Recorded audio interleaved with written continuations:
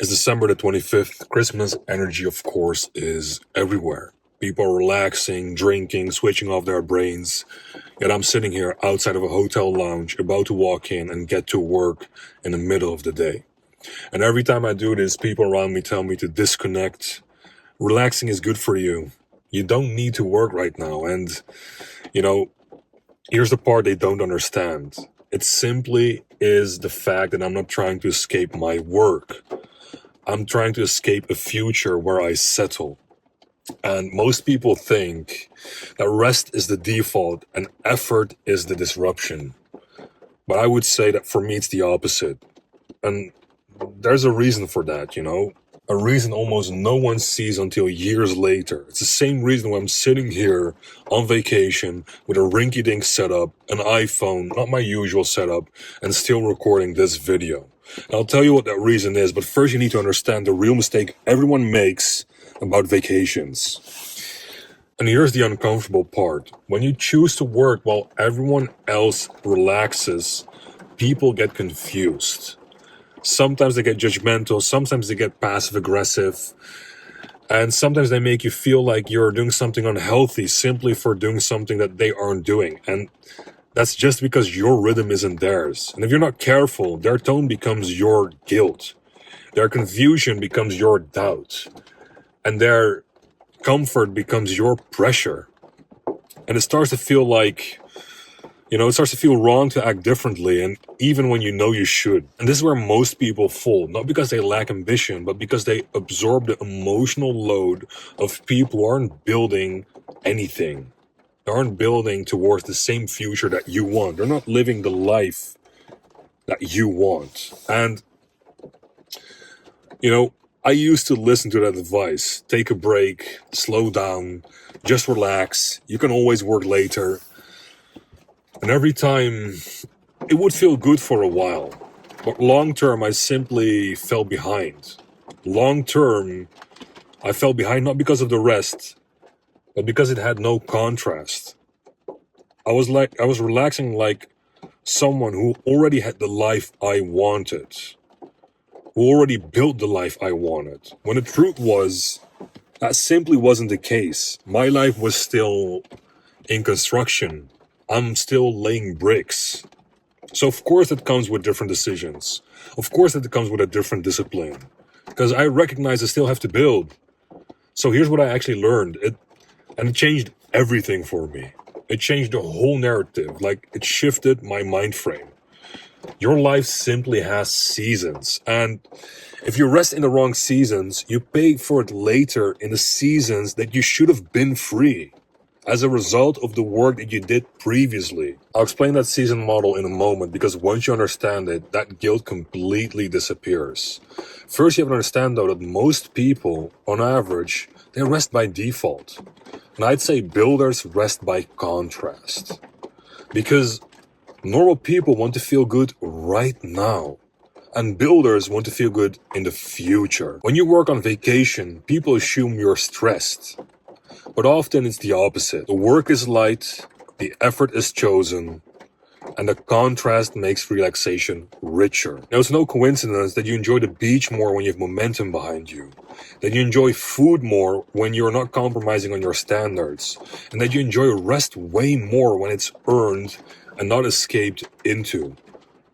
It really isn't a coincidence, because there's a mechanism within the nervous system behind this that I'll get into later. But the thing that you should recognize with advice is that people love giving advice that fits their life stage, not yours. So you should filter what's being told. When they tell you to rest, it's because their season is maintenance, or their season is survival. Whereas your season right now might be creation, ambition, opportunity, grinding.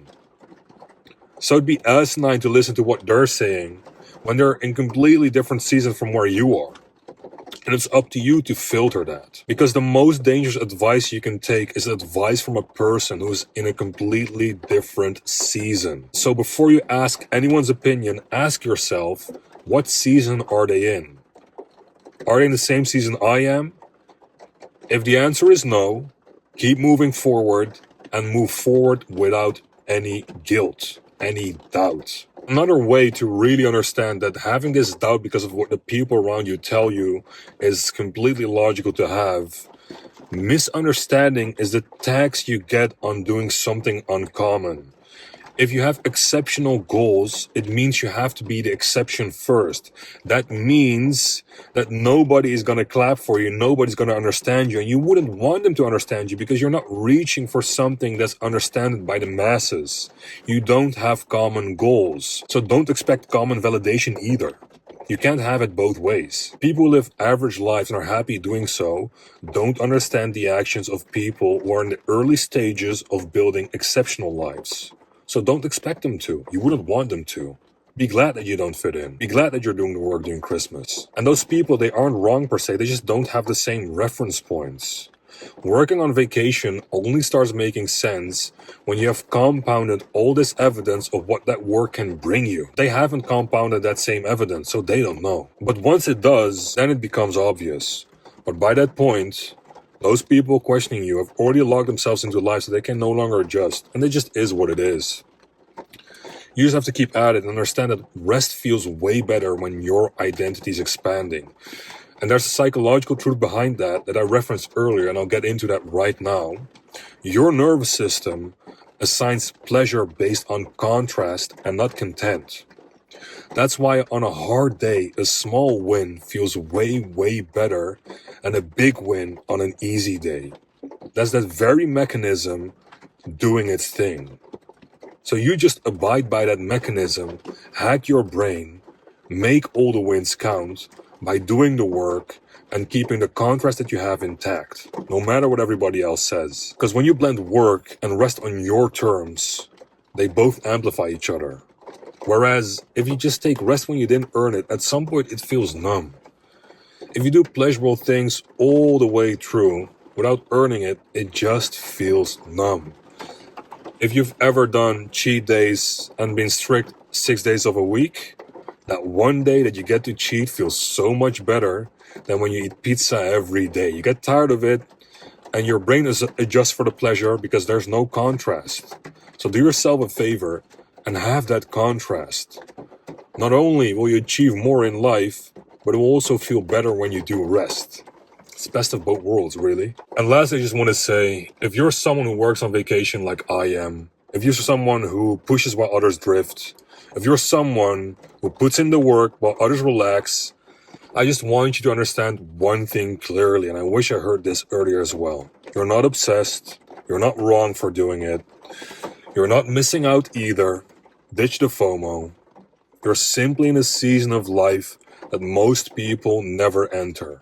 Most people don't look at palm trees, have the opportunity to relax, and then choose to put in the work and do it with a smile. And relax twice as hard later. Because they don't understand what it brings until your pace makes the results obvious. So until the results come, don't borrow their guilt. Don't borrow their limitations, and definitely don't borrow their rhythm. You're building a life that they one day wish they had, even if they don't see it right now, and that should be enough reason to keep going. So, Merry Christmas, you filthy animals. See you in the next one.